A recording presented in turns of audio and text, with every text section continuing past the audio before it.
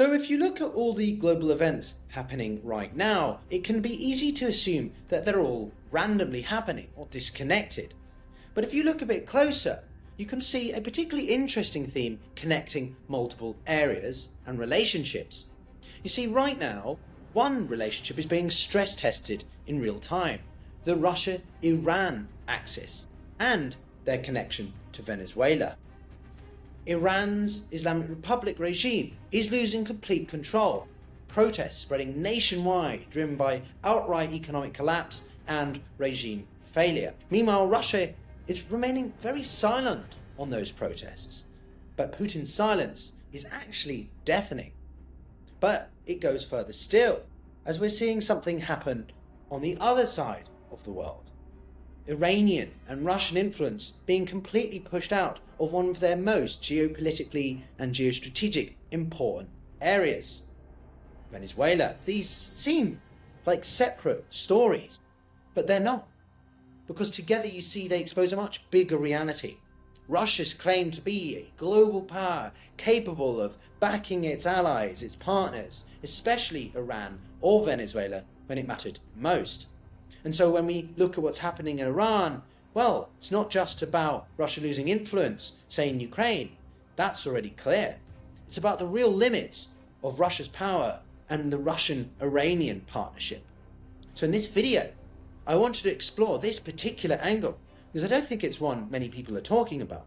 Why Russia is not just unwilling, but simply incapable, unable to come to the aid of Iran, and how events happening in Tehran are exposing the true boundaries of Putin's Russia, the Islamic Republic, and this anti-Western axis. This is The Global Gambit.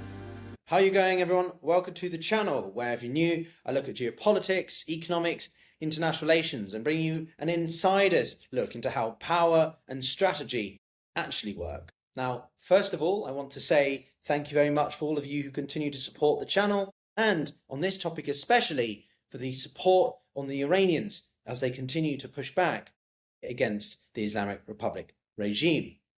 But let me know in the comments what you think about this dynamic, a relationship that is often referenced, but to my mind, very much overhyped when push comes to shove, when the back is against the wall. Now, to consider what's happening right now, let's consider some brief context.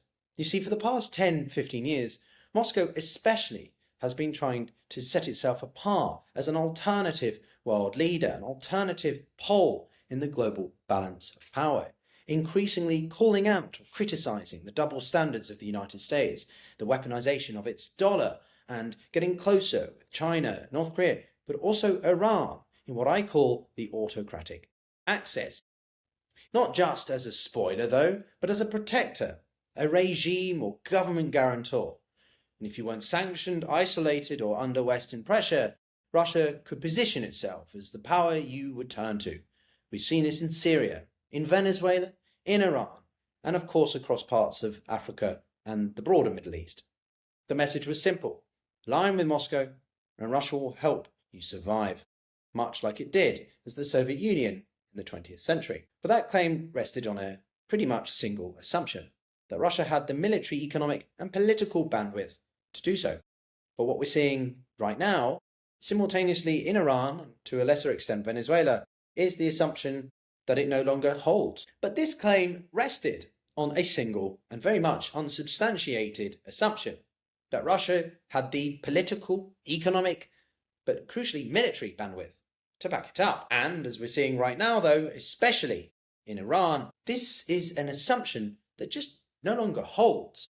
After Putin has committed so much of his resources, energy, time, focus towards Ukraine, we are seeing just how much Russia's capability and a desire to come to the aid of countries even as close and important as Armenia in Russia's literal backyard are being exposed.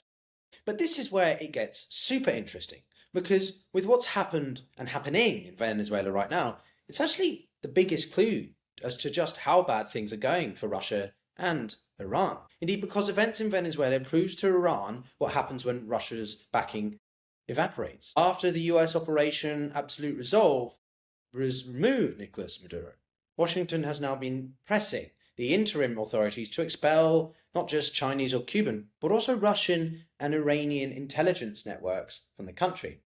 Now that matters for Tehran. Iran used Venezuela as a sanctions evasion hub, an intelligence node, and a financial lifeline. And of course, Russia was supposed to be the power that helped to keep that ecosystem intact as the second largest military in the world. But when that pressure came, well, Russia didn't escalate. It didn't deter. It didn't protect its partners.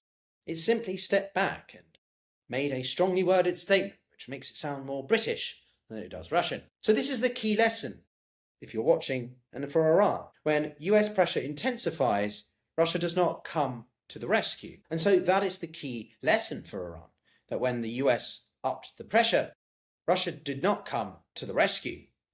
If this were a decade ago, Russia might have deployed advisors, staged naval symbolism, or threatened retaliation. But today, it cannot do any of that. Further still, Russia and Iranian networks are being pushed out, not because Washington is subtle about it, but because Moscow no longer has the capacity, if it ever did at all, you might even argue. But Venezuela is not the main story. It's actually the preview. You see, Russia's reluctance to defend Iranian interests isn't ideological. It's just structural and geographic. Russia is consumed by Ukraine.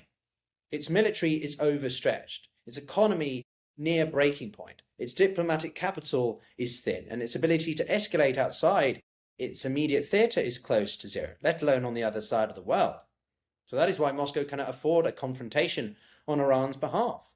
Backing Iran would mean risk escalation with the US or even Israel at a moment when Russia is already strategically exposed.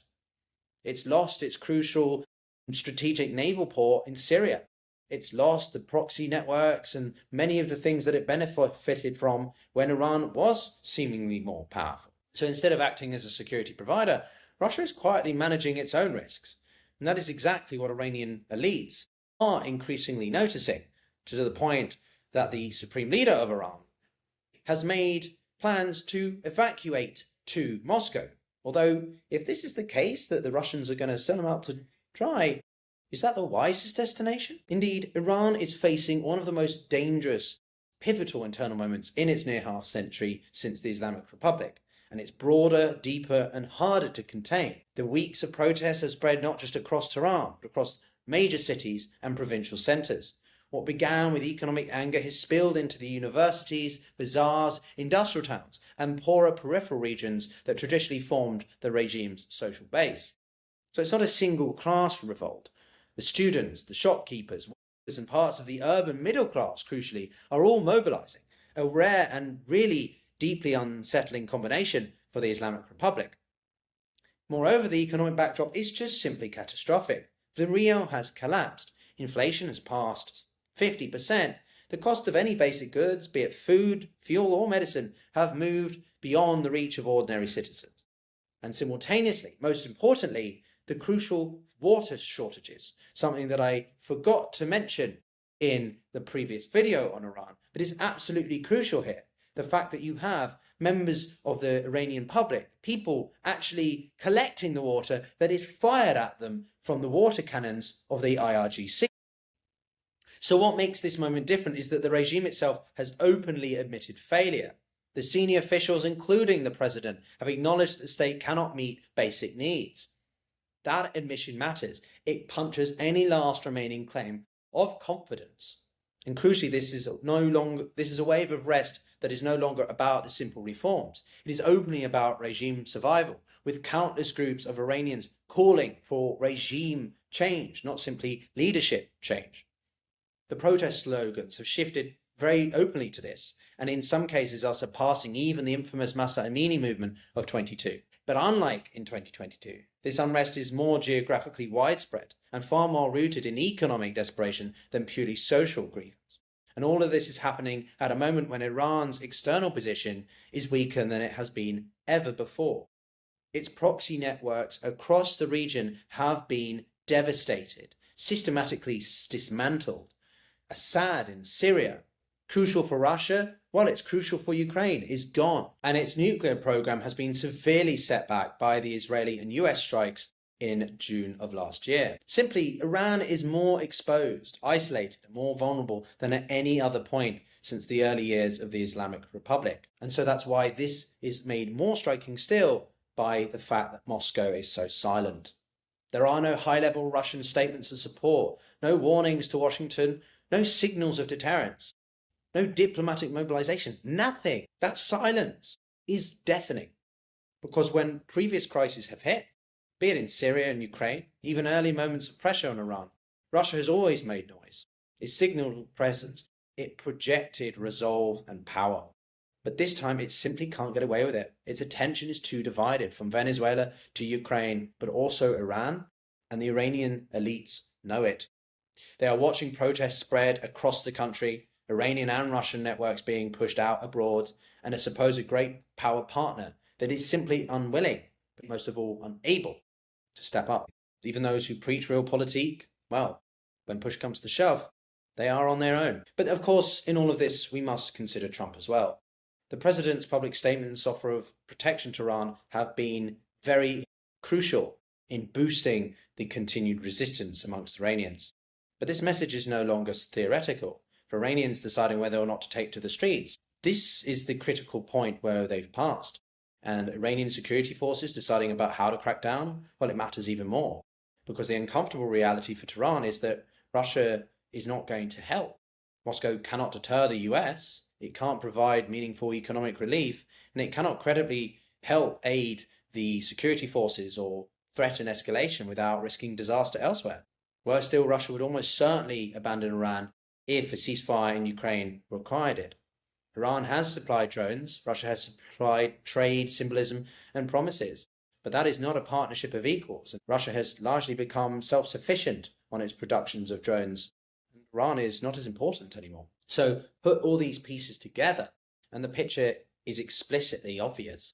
The Russia-Iranian relationship is formidable on paper, always made out in Western outlets or policy circles as one of the biggest threats. But actually, in real moments of stress, it offers Iran, but also Russia extension, very little. Russia cannot protect Iran's interests abroad, and Iran cannot protect its own political establishment. It cannot provide any economic relief, and it cannot escalate. This is therefore not an alliance, but nothing more than a strategic convenience, which, well, maybe some could allude to a certain big country southeast of Russia. But let me save that for another video. Now, of course, none of this guarantees regime change in Iran.